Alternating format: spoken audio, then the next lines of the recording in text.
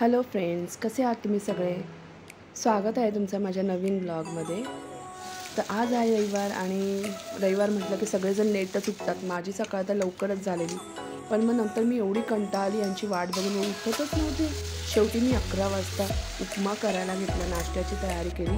इथे मस्तपैकी उपमा खाऊन घेतला. त्याच्यानंतर लागली मी जेवणाच्या तयारीला. तर जेवणामध्ये मी बनवणार होती बीटची कोशिंबीर, पनीरची भाजी, डाळ भात आणि चपात्या. तर इथे मी बीट चांगला किसून घेतल्यानंतर तेल टाकलं आहे. तेलामध्ये राई, थोडंसं हिंग आणि हे किसलेला बीट टाकून घ्यायचा. त्याच्यानंतर चवीनुसार मीठ टाकायचं.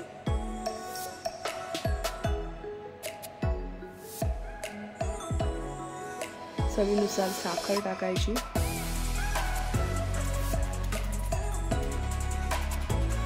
आणि मस्त ढवळून थोडंसं 2 मिनिटं असं झाकून ठेवायचं.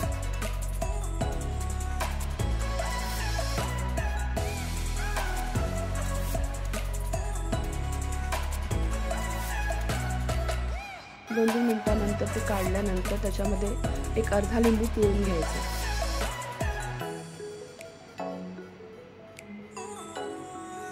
आणि ती आपली मस्त अशी कोशिंबीर, मस्त अशी आंबट गोड कोशिंबीर तयार झाली आहे.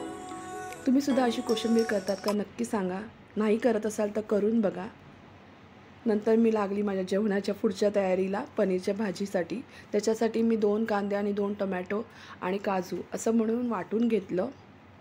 त्याच्यानंतर आपण सगळं जसं फोडणीला टाकतो, भाजी आपण फोडणीला टाकतो, आणि ते माझी मस्त अशी पनीरची भाजी तयार झाली. त्याच्यानंतर मी आवरून घेतला.